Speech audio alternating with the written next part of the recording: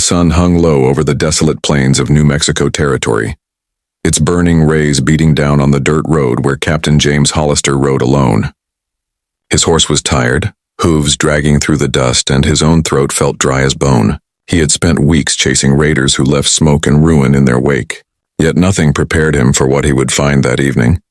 Tied to a post near an abandoned shack, a young woman, her wrists bound, her dress torn, her eyes filled with hollow despair that words could scarcely capture. She lifted her head as he dismounted, her lips cracked from thirst. "Just kill me fast," she whispered, her voice hoarse but strangely calm, as if she had been rehearsing that request for days.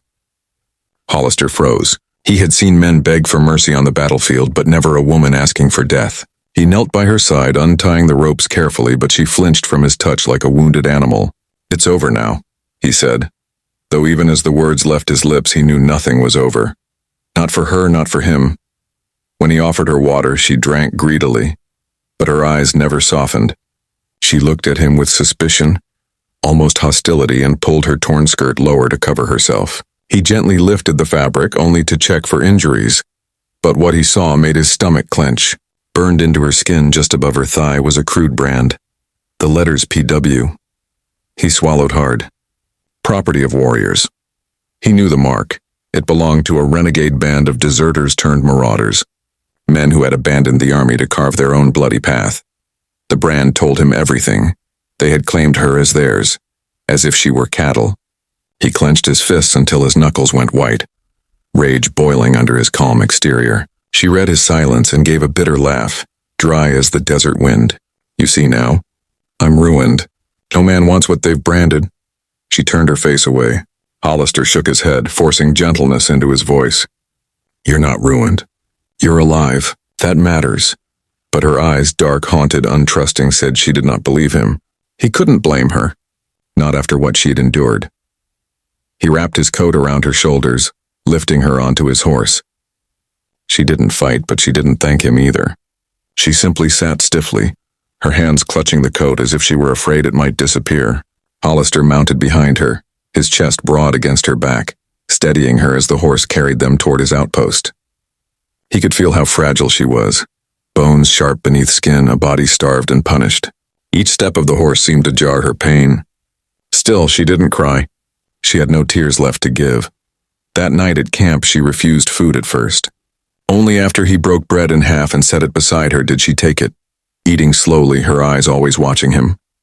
He kept his distance, rolling out his bedroll a few feet away. "What's your name?" he asked quietly as the fire crackled. For a long time she didn't answer. Then in a whisper she said, "Clara." He nodded, storing it carefully in his heart. A name was a tether to life. A name meant she was still human, not just the brand scarred onto her skin. Days turned into weeks as he carried Clara back toward civilization. The outpost was far and the land unforgiving. Along the way, he noticed small changes in her. She began to eat more. Sometimes, when he wasn't looking, she studied the horizon with eyes less dead than before, but she still woke screaming some nights, clutching her branded thigh, whispering words he couldn't understand. He never pressed her for details. He only stoked the fire higher and murmured softly until she calmed. She never thanked him, but she stopped asking him to kill her. That was enough. At the edge of the Pecos River, raiders struck. Hollister fought like a man possessed, his revolver spitting fire, his saber flashing in the moonlight.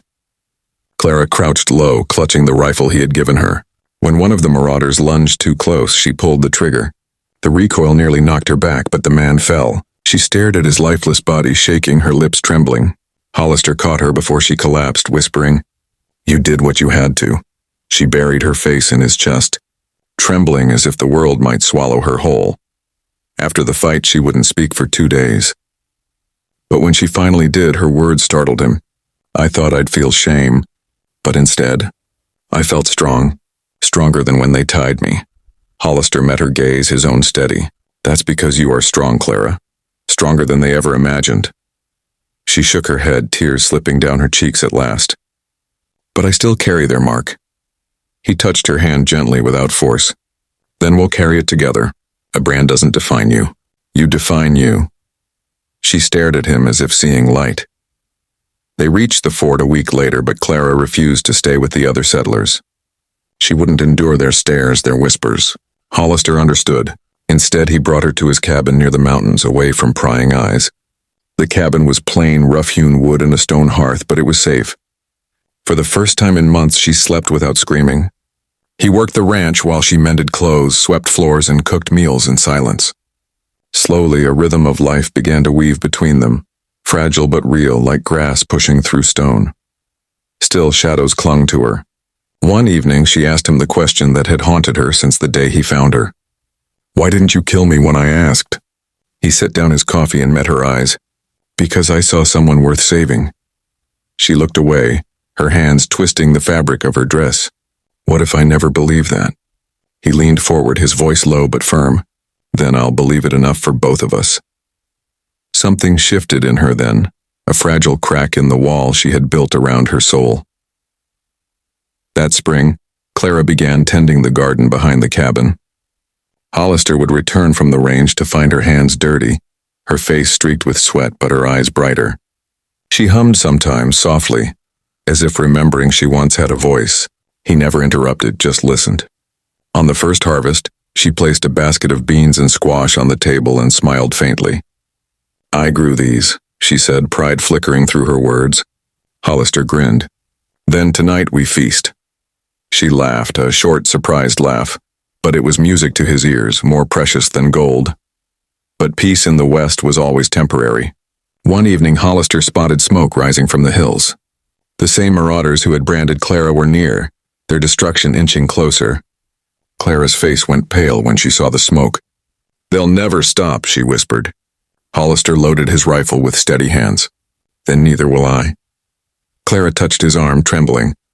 "You'll die if you face them alone." He looked at her with quiet determination.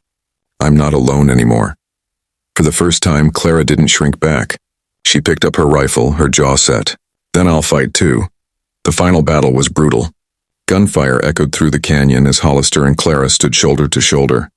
She fired with precision now, no longer trembling. Each shot was a defiance, each breath a reclamation of herself. Hollister cut through the raiders with grim resolve, protecting her, protecting what they had built together. When the dust settled, the marauder leader lay dead, his cruel brand never to scar another soul. Clara dropped her rifle, chest heaving. She looked at Hollister, eyes shining not with fear but with fierce life. For the first time, she believed herself unbroken. That night, they buried the dead beneath the wide Texas sky. Hollister stood beside Clara, his arm around her shoulders. She leaned into him, no longer out of fear but out of choice. The fire crackled as the stars spread across the heavens, eternal witnesses to their survival. Clara spoke softly, her voice stronger now. "You didn't just save me. You gave me back to myself." Hollister kissed her forehead gently. "No, Clara. You saved yourself." In the silence of the wild frontier, two scarred souls found something greater than survival. They found love, fierce and enduring.